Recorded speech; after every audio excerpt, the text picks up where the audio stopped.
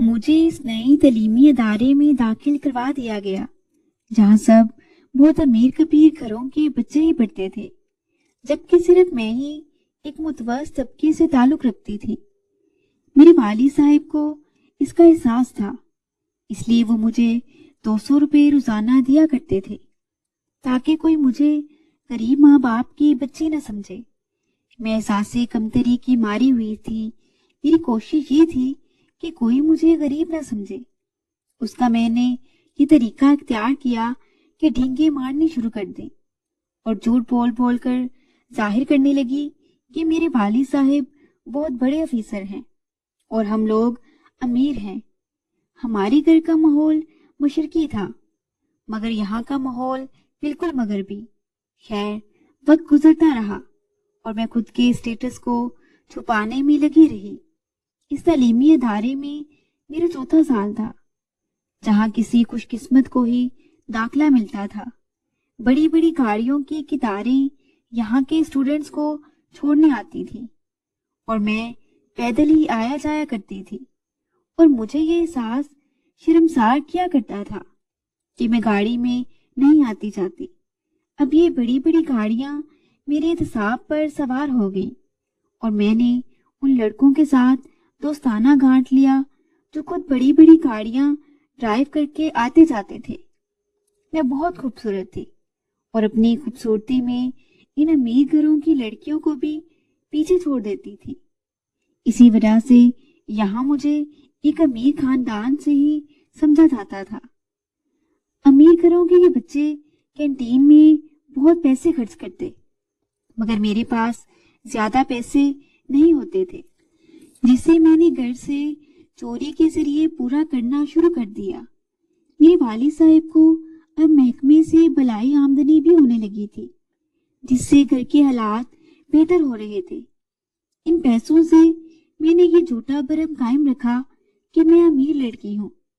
میں والد صاحب کو گھر میں ابو جی کہا کرتی تھی، لیکن اسکول میں میرے ڈیڈ کہا کرتی تھی۔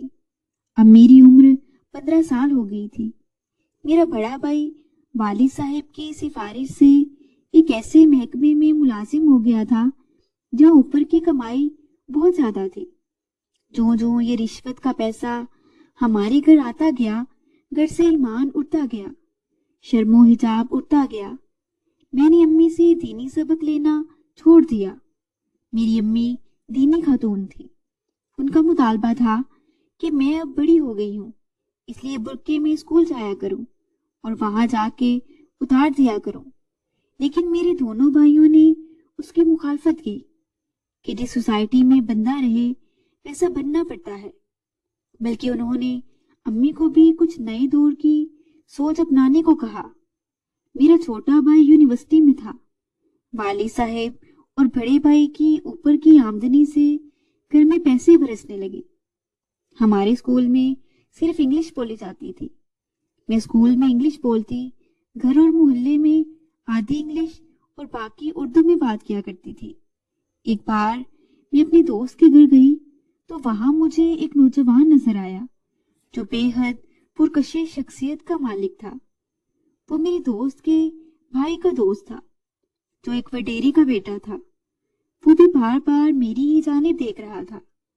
دراب علی خان 28-29 سال کا، جو کہ مجھ سے عمر میں کافی بڑا تھا، جبکہ میں صرف 15 سال کی تھی۔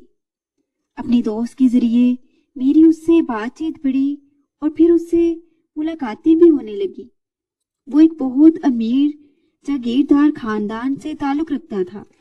یہ شخص مجھے ہر لحاظ سے اچھا لگا تھا، خوبرو بھی تھا اور امیر بھی، اور مجھے بھی اس عمر کے مرد ہی اچھے لگتے تھے۔ میں بھی تو اب بچی نہیں تھی، میرے جسم میں بھی نمایاں تبدیلیاں آ چکی تھیں اور خیالوں میں بھی۔ یہ نوجوان مجھ پر بے بہا دولت بہاتا تھا۔ اس کے ہاں پیسوں کی کوئی کمی نہیں تھی۔ میں بھی اس پر یہ ظاہر کرتی کہ میں بھی امیر گھرانے سے ہوں۔ دراب علی خان نے میرے لیے یہ سہولت بھی کر دی کہ چھٹی کے وقت مجھے اپنی کار میں گھر کے قریب اتار جاتا۔ جلد ہی مجھ پر یہ بھی انکشاف ہوا کہ وہ وڈیرے خاندان کا بگڑا ہوا فرزند ہے۔ جو کافی لڑکیوں کے ساتھ گھومتا پھرتا اور ان پر اپنی دولت لٹاتا تھا۔ اس کا یہی پسندیدہ مشغلہ تھا۔ خیر، مجھے اس سے زیادہ فرق نہ پڑا کہ میرے ساتھ پڑھنے والے بہت سے لڑکے ایسے ہی تھے۔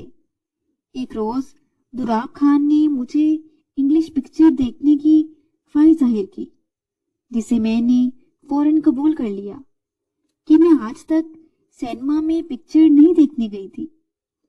اس نے سیٹیں بک کرا لیں۔ میں نے گھر میں جھوٹ بولا کہ اسکول میں ایک فنکشن کا ریہرسل کرنا ہے جو شام 6 بجے سے رات 10 بجے تک ہوگا۔ گھر والے بھی مان گئے۔ 5 بجے گھر سے نکلی اور اسکول کے سامنے جا کر کھڑی ہوئی۔ باہر کھڑی ہو کر میں اس کا انتظار کرنے لگی۔ چند منٹ بعد ہی وہ آ گیا۔ آج گاڑی اس کا ڈرائیور ڈرائیو کر رہا تھا اور وہ پچھلی سیٹ پر بیٹھا تھا۔ ہم سینما ہال میں آ گئے۔ یہاں ہماری سیٹیں آخری قطار میں ایک کونے میں تھی۔ پیچھے بھی دیوار اور دائیں طرف بھی دیوار تھی۔ پکچر شروع ہو گئی۔ چند ایک مناظر کے بعد فلم میں بوسو کا نار شروع ہو گیا۔ ہیرو اور ہیروئن بےتابی سے بغل گیر ہو کر دیوانگی کے عالم میں ایک دوسرے کے ساتھ رومانس کر رہے تھے۔ اس سے دوراب خان کے اندر ایک بھونچال سا آ گیا۔ اس نے مجھے ایک ڈرنک دی اور ساتھ خود بھی پینے لگا۔ اس وقت مجھے نہیں معلوم کہ وہ کیا چیز تھی۔ میں نے جسم میں وہ لطف سی حرارت محسوس کی اور پھر مجھ پر عجب سا نشہ طاری ہو گیا۔ اس نے میرا ہاتھ پکڑ لیا اور ہماری انگلیاں جیسے ایک زنجیر کی طرح جکڑی گئی تھی۔ اس نے چہرہ میری طرف گھمایا اور پھر میرے چہرے کو اپنے ہاتھوں میں لے کر اپنی طرف گھمایا۔ میں اس کی آنکھوں میں دیکھنے لگی۔ اس نے مجھے کچھ کہے بغیر اپنے ہونٹ میرے ہونٹوں سے مس کر دیے۔ میں کچھ حیران ہوئی، مگر میں نے بھی کوئی مزاحمت نہ کی اور ہمارے ہونٹ ایک دوسرے کے ساتھ چپک کر رہ گئے۔ اس کے ساتھ ساتھ پکچر کے رنگین الفاظ اور جوانی کو آگ لگا دینے والے مناظر ہماری روح میں اترتے سے جا رہے تھے۔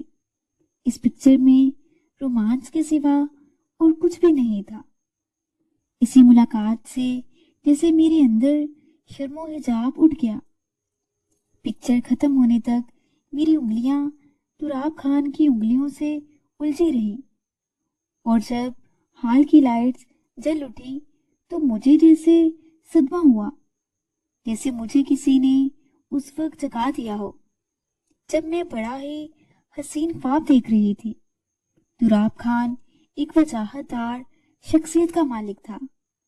بھوری خوبصورت آنکھوں، تیکھے نگوش، دراز قد، چوڑے شانوں والا پاروب سا مرد تھا۔ اب اس کے ساتھ میری دوستی اتنی کچی ہو گئی جیسے وہ میرے جسم کا حصہ ہو۔ میرے دل میں اب بھی ایک خواہش تڑپتی تھی کہ میں اس کے ساتھ تنہائی میں بیٹھوں اور اس میں کھو جاؤں، مگر اس کے ساتھ انگریزی پکچرز مجھ پر تلسم کی طرح غالب آ گئی۔ ہم دونوں 10ویں بار میں روز کچھ دیکھنے چلے جاتے۔ رشوت کے پیسے نے مجھے اور میرے باپ اور بھائیوں کو ماڈرن بنا دیا تھا۔ میں شام کو سہیلی سے ملنے کا بہانہ کر کے گھر سے نکل جاتی اور دوراب کے ساتھ گھومتی پھرتی۔ اسکول میں میری ایک دوست بھی تھی جو امیر گھرانے کی لڑکی اپنے بوائے فرینڈ کے ساتھ سبھی حدیں پار کر چکی تھی۔ اس نے ایک روز مجھے اردو کا ایک ناول دیا اور کہا کہ اسے رات کو تنہائی میں پڑھنا۔ میں نے یہ کتابوں میں رکھ لیا۔ رات کو اپنے کمرے میں پڑھنے لگی۔ پڑھتے پڑھتے میری سانس اکھڑ گئی۔ مجھ پر ایسا نشہ سا طاری ہونے لگا اور میں ایک تشنگی محسوس کرنے لگی۔ اس ناول میں ایک لڑکی کو پیش کیا گیا تھا جو مختلف مردوں سے ناجائز تعلقات قائم کرتی ہے، اپنی زبان سے اپنے تجربات انہیں ننگے الفاظ میں بیان کرتی ہے۔ غرض کوئی بات ڈکی چھپی نہیں تھی، यूं समझ लें कि मर्द औरत के जिनसी फेल को तफसील से बयान किया गया था। मैंने रात ही रात में ये नावल पढ़ डाला। रफ्ता रफ्ता मेरी हालत ऐसी हो गई कि दिल में ये ख्वाहिश उभरने लगी कि दुराब खान के पास चली जाऊं। रात के आखिरी पहर आंख लगी। सुबह स्कूल गई तो दोस्त को ये नावल वापस करके पूछा कि ऐसा कोई और नावल मिल सकता है। उसने कहा, कौन सी दुनिया में बसती हो, तुम्हें ये भी मालूम नहीं कि ये नावल कहाँ से मिलते हैं, बड़ी एडवांस बना फिरती हो। उसने उसे रोज मुझे इस तरह के कई नावल्स दे दिए। अब मैं कॉलेज में आ गई, जहाँ लड़के और लड़कियां इकट्ठे पढ़ते थे।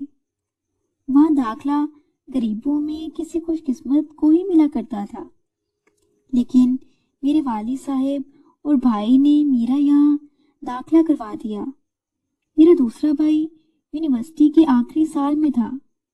रिश्वत के जोर पर अब हमारा शुमार अमीर और मॉडर्न लोगों में होता था।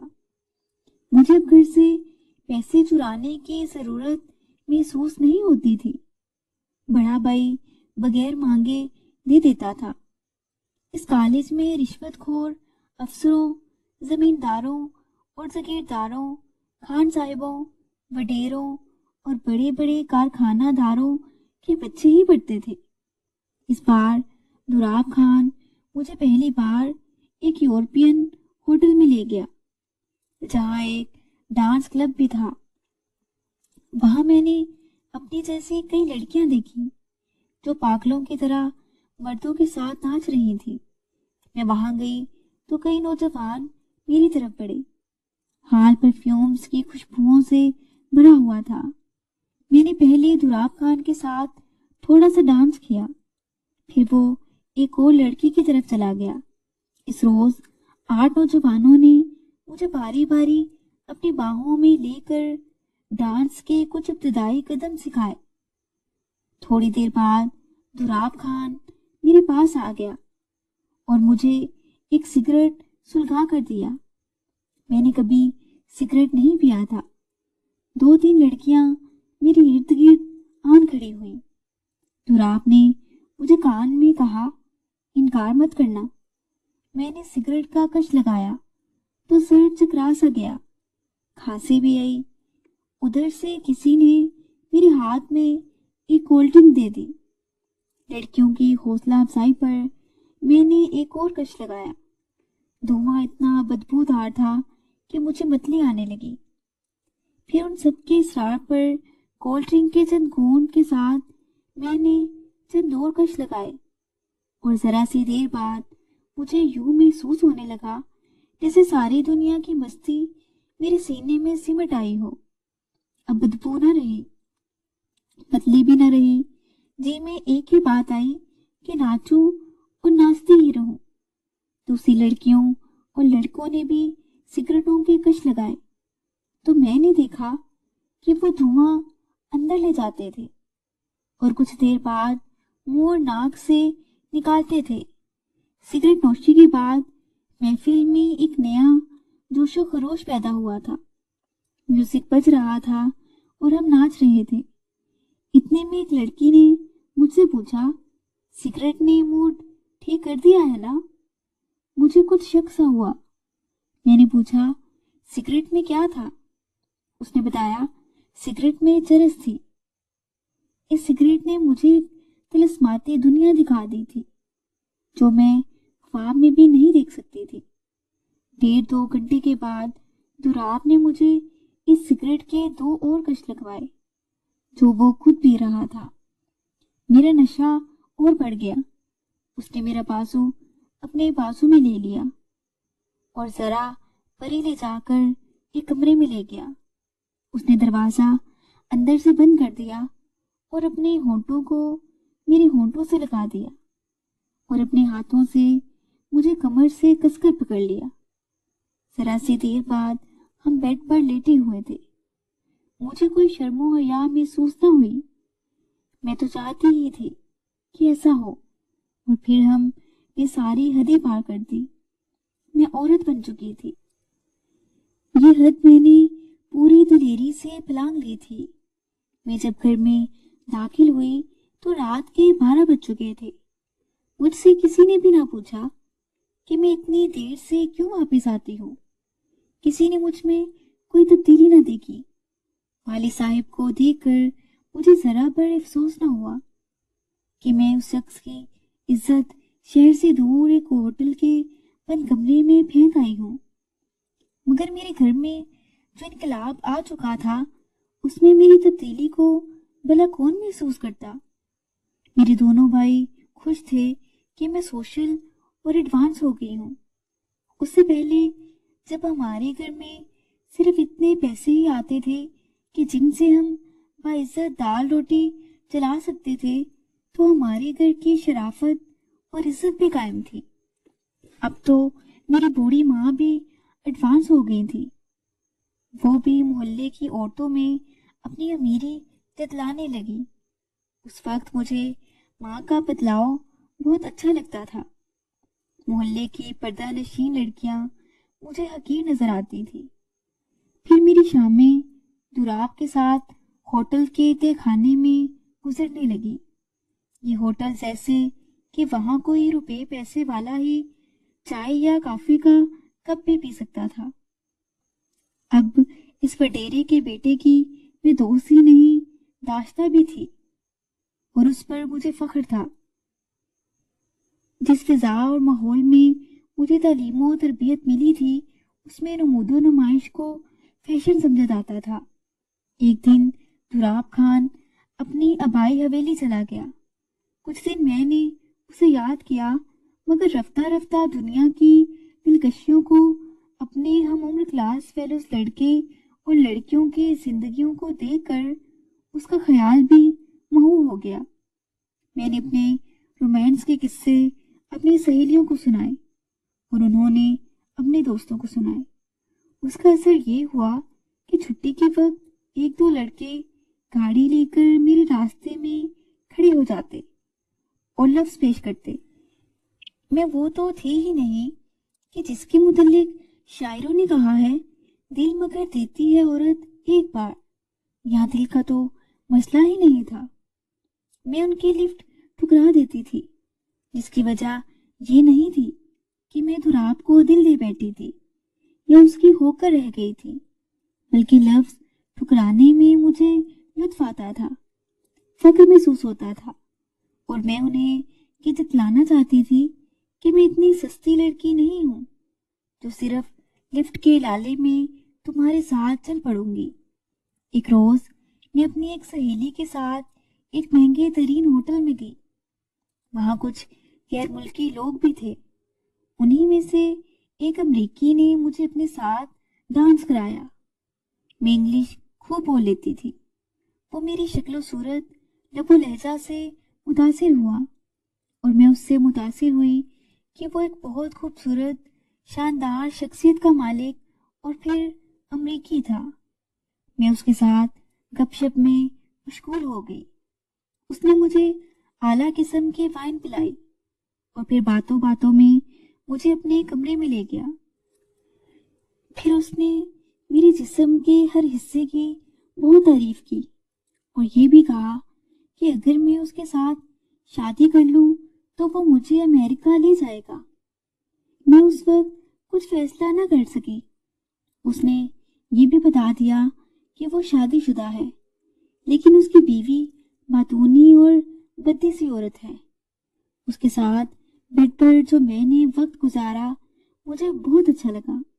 अब मैं अपने दोस्तों को बता सकती थी कि एक अमरीकी भी मेरे साथ गुर्बत का ख्वाहिशमंद था और मैं उसके साथ भी वक्त गुजार चुकी हूँ। मैं अपने दोस्त के साथ घर आ गई। बस अब मैं लड़कों से दोस्तियां करने लगी। शर्मो हजाब तो अब खत्म हो चुका था कि मैं उसकी हदों को बहुत पहले ही पार कर चुकी थी। मेरे ये दोस्त लड़के मेरी जरूरतें भी पूरी कर दिया करते थे। घर वालों ने कभी नहीं पूछा था कि मेरे पास इतने पैसे कहाँ से आते हैं और ये ज़िबाइश का सामान आखिर मैं कहाँ से खरीद लाती हूँ। अब मैं इतना जरूर करती थी कि इन तोहफों, होटलों اور امیروں کی دعوتوں کے عوض کسی کو اپنا جسم پیش نہیں کرتی تھی۔ زیادہ سے زیادہ یہ ہوتا تھا کہ ہر ایک کو صرف تمہارے ہوں پر اٹکائے رکھتی تھی اور اس کے ثبوت میں ہونٹوں سے ذرا ہونٹ لگا دیتی یا ذرا دیر کے لیے گلے لگ جاتی تھی۔ اس طرح میرے امیدوار تحفوں کی شکل میں بڑھ چڑھ کر قیمت پیش کرتے۔ میں ان کے ساتھ کلبوں میں ڈانس کو جاتی۔ یہاں بیوی اپنے خاوند کے سامنے کسی اور کے ساتھ ناچ رہی ہوتی ہے اور خاوند کسی اور کی بیوی کو سینے سے لگائے ہوئے ہوتے ہیں۔ میں اب 3rd ایئر میں 2 بار فیل ہوئی۔ اس کا مجھے کوئی غم نہ تھا کیونکہ میں ابھی کالج میں ہی رہنا چاہتی تھی۔ میرے رشتے کے لیے پیغام آنے لگے۔ مجھے ان میں سے ایک بھی نوجوان پسند نہیں تھا کیونکہ میں ابھی شادی کے بندھنوں سے آزاد رہنا چاہتی تھی۔ میرے والد صاحب کو ایک گھرانہ پسند آ گیا اور انہوں نے وہاں میری بات بھی طے کر دی۔ میں نے ماں سے صاف کہہ دیا کہ میں اس گھر میں نہیں جاؤں گی۔ ان لوگوں نے یہ شرط بھی عائد کی تھی کہ لڑکی کوئی جاب وغیرہ نہیں کرے گی، گھر کی 4 دیواری میں ہی رہے گی۔ لڑکے کو میں پہلے ہی سے جانتی تھی کہ وہ شریف اور سلجھا ہوا انسان ہے، مگر میرا اور اس کا کوئی جوڑ نہیں تھا۔ البتہ اس گھر میں روپے پیسے کی کمی نہیں تھی۔ ایک روز میں نے یہاں تک ارادہ کر لیا تھا کہ اس نوجوان کو راستے میں کہیں روک لوں گی اور اسے کہہ دوں گی کہ جناب کوئی اپنے جیسا رشتہ ڈھونڈ لے اور مجھے معاف کر دیں، مگر میرے سارے ارادے خاک میں مل گئے۔ میں اپنے آپ کو تمام بندھنوں سے آزاد سمجھی تھی اور یہ بھول ہی گئی تھی کہ انسان قدرت کے قانون کا قیدی ہے۔ یہاں خطا کی سزا بھی ملتی ہے۔ اس سفر کا مجھے احساس اس روز ہوا جب مجھے بڑے زور کی ابکائی آئی۔ جیتنا متلایا کہ سنبھلنا مشکل ہو گیا۔ میں نے اپنی جیسی ایک سہیلی سے بات کی تو اس نے کہا، میں نے تمہیں کئی بار کہا تھا کہ احتیاط کرنا۔ میرا خیال تھا کہ تم خود بھی بچی نہیں ہو، کچھ احتیاط تو ضرور کر ہی رہی ہوگی۔ اس نے ٹھیک کہا تھا۔ کلبوں میں ڈانس کرتے ہوئے جمع ہونے والی 3-4 تجربہ کار لڑکیوں نے بھی مجھے خبردار کیا تھا کہ کہیں نشے میں اندھی نہ ہو جانا۔ انہوں نے گولیاں بتائی تھیں اور 2 اور طریقے بھی بتائے تھے۔ میں ان پر عمل کرتی رہی تھی، مگر میرا ایک بوائے فرینڈ بہت ہی خود سر اور وحشی تھا۔ وہ کسی احتیاط کی پرواہ نہیں کرتا تھا۔ 2-4 بار نشے میں اور اپنے اس بوائے فرینڈ کی بے صبری کی وجہ سے احتیاط نہ ہو سکی، جس کا نتیجہ میرے سامنے آ گیا اور اب میں مشکل میں پھنس چکی تھی۔ میری سہیلی نے مجھے کچھ گولیاں دی۔ میں نے اپنے اس بوائے فرینڈ کو بتایا تو اس نے مجھے انجیکشن لگوایا۔ ان دوائیوں کا صرف یہ اثر ہوا کہ میرا دل ڈوبنے لگتا اور چکر آنے لگتے تھے۔ ہر دم طبیعت عجیب سی رہتی۔ میری اندر کی حالت نہ بدل سکی۔ کچھ وقت یہ دوائیاں استعمال کرتے ضائع ہو گیا۔ میرے بوائے فرینڈ نے مجھے ایک نرس کا پتہ دیا۔ وہ خود میرے ساتھ نہیں جانا چاہتا تھا۔ اس نے کہا کہ ابورشن میں جتنا خرچ آئے گا وہ خود دے گا۔ پیسوں کی تو اب میرے پاس بھی کوئی کمی نہیں تھی۔ میں اس نرس کے پاس گئی۔ اس نے شاید میرے چہرے سے ہی بھانپ لیا تھا کہ میں کیوں اس کلینک میں داخل ہوئی ہوں۔ شاید کہ وہ مجھ جیسی کئی اس کے ہاتھوں سے نکل چکی ہوں گی۔ مجھے دیکھ کر وہ یوں مسکرائی جیسے مجھے پہلے سے ہی جانتی ہو۔ میں نے ذرا جھجک کر بات کی تو اس نے شگفتہ لہجے میں کہا، میں سمجھ گئی ہوں، تم بن بیاہی ماں بننے والی ہو، شادی شدہ تو نہیں ہو۔ پھر وہ دوسرے کمرے میں چلی گئی۔ 2-3 منٹ بعد باہر آئی اور بولی، ڈاکٹر صاحب ایسا کام کیا نہیں کرتے، مگر میں نے انہیں راضی کر لیا ہے۔ وہ جیسے کہیں ویسے ہی کرنا، اگر وہ بگڑ گئے تو انکار کر دیں گے، اور تم جانتی ہو کہ اس کا نتیجہ کیا ہوگا۔ گھبرانے کی کوئی بات نہیں، ذرا سی دیر کی تکلیف ہوگی۔ میں ڈاکٹر کے کمرے میں داخل ہوئی۔ وہ لگ بھگ 38 سال سے اوپر عمر کا آدمی تھا۔ اس نے مجھے اپنے قریب سٹول پر بٹھایا اور میرے پیٹ کو دیکھا اور پوچھا کہ کتنا وقت گزر گیا ہے۔ میں نے بتایا کہ 2 مہینے ہو گئے ہیں۔ مجھے ڈر تھا کہ وہ مجھے ڈانٹے گا اور بات شروع کر دے گا کہ شریف گھروں کی لڑکیاں ایسے نہیں کرتی، لیکن اس نے بڑے پیار سے کہا، تمہاری خوبصورتی اور جوانی پر ترس آتا ہے، ورنہ میں نے ایسا کام کبھی نہیں کیا۔ یہ جرم ہے، اگر کسی کو پتہ چل گیا تو میں جیل چلا جاؤں گا۔ تو کیا اس میں جان جانے کا خطرہ ہے؟ میں نے گھبرا کر پوچھا۔ بالکل نہیں، اس نے کہا، صرف 5 منٹ لگتے ہیں، ذرا سی تکلیف ہوگی، پھر یوں محسوس کرو گی جیسے کچھ ہوا ہی نہیں تھا۔ میں ڈرتا اس لیے ہوں کہ یہ کام قانون کے خلاف ہے۔ اس کے تیور بدلتے دیکھ کر میں ڈری، اگر اس نے میرا کام نہ کیا تو کیا ہوگا؟ میرے آنسو نکل آئے، وہ سوچ میں پڑ گیا۔ میں منت سماجت کرنے لگی۔ اس نے اٹھ کر اندر سے دروازے کو بند کر لیا اور مجھے پردے کے پیچھے لے جا کر ایک بڑے سے اسٹریچر پر لٹا دیا اور کہنے لگا، میں ذرا معائنہ کر لوں، پھر کچھ بتاؤں گا۔ اس نے اپنے ہاتھوں سے میرے جسم کو ٹٹولنا شروع کر دیا۔ میں اسے معائنہ سمجھتی رہی۔ اس نے کہا، 5 لاکھ دے سکتے ہو؟ مطلب ابھی دے سکو گی؟ میں نے کہا، ابھی تو نہیں دے سکوں گی۔ پھر میں نے کہا، 5 لاکھ خاصی زیادہ رقم ہے۔ وہ کہنے لگے، نہیں دے سکو گی؟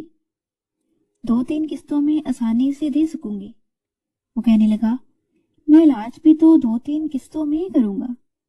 اس نے عجیب سی مسکراہٹ سے کہا تھا، تم بذات خود 5 لاکھ کی فیس ہو۔ میں نے تو اپنی فیس صرف بتائی ہے، مانگی تو نہیں۔ پریشان نہ ہو، اتنی حسین لڑکی کو میں تباہ ہونے نہیں دوں گا۔ پھر اس نے اتنے پیار سے باتیں کی کہ میری ساری گھبراہٹ دور ہو گئی۔ اس نے میرا حوصلہ بڑھا دیا اور ہنس کر بولا، فیس کی پہلی قسط وصول کر لیتا ہوں۔ میں لیٹی ہوئی تھی۔ اس نے اسٹریچر پر چڑھ کر مجھ سے پہلی قسط وصول کر لی، جو میرے لیے نئی بات نہیں تھی۔ میں نے اسے روکا نہیں، میری جان مصیبت میں مبتلا تھی۔ اس نے مجھے ایک گولی کھلا دی، ایک رات کو کھانے کے لیے دی اور کہا، کل اسی وقت آ جانا۔ میں دوسرے دن بھی گئی۔ اسے اسٹریچر پر لٹا کر معائنے کے بہانے میرے جسم کو سہلانے لگا۔ وہ مسیحا سے شیطان بن گیا اور میرے جسم سے ایک اور قسط وصول کر لی۔ اس نے مجھے ایک انجیکشن دیا اور اگلے روز پھر آنے کو کہا۔ مسلسل 6 روز اس نے میرے ساتھ بدکاری کی اور کہا کہ ایک انجیکشن مل نہیں رہا، کل کہیں نہ کہیں سے تلاش کر لوں گا۔ میں رو پڑی اور اس کے پاؤں پکڑ کر منت کی کہ کوئی علاج کرے۔ مجھے شک ہونے لگا تھا کہ وہ میرے ساتھ کھیلنے کے سوا کچھ بھی نہیں کرے گا۔ میں نے اس شام اپنے بوائے فرینڈ سے بات کی تو اس نے بے رخی برتی۔ میں نے کہا کہ تمہاری کرتوت ہے اور یہ تمہاری ذمہ داری ہے، ابا کو نہیں۔ وہ غصے سے کہنے لگا، یہ صرف میری کرتوت نہیں، اور جس کے ساتھ گاڑیوں پر جاتی رہی ہو ان سے بھی پوچھ لو کہ تمہارے پیٹ میں کس کی کرتوت رنگ لے آئی ہے۔ مجھے ابکائیاں بہت زیادہ آتی تھیں۔ گھر میں میری ماں بھانپ گئی اور وہ سمجھ گئی کہ بیٹی کاروں کی سواری کی کیا قیمت ادا کرتی رہی ہے۔ شاید اس نے دل میں اعتراف کر لیا تھا کہ مجھے اس حال تک پہنچانے میں اس کا بھی ہاتھ ہے۔ اس نے مجھ سے 1-2 باتیں پوچھی جو میں نے بتا دی، اور ساتھ ہی یہ بھی کہہ دیا، جہاں رشتہ دیا ہے وہاں دن مقرر کر دو، کوشش کریں کہ 3-4 دنوں تک شادی ہو جائے۔ اب کائیوں سے میرا برا حال تھا۔ میں تو چاہتی تھی کہ اسے روز ہی بارات آ جائے۔ شادی کی رات جب شوہر نے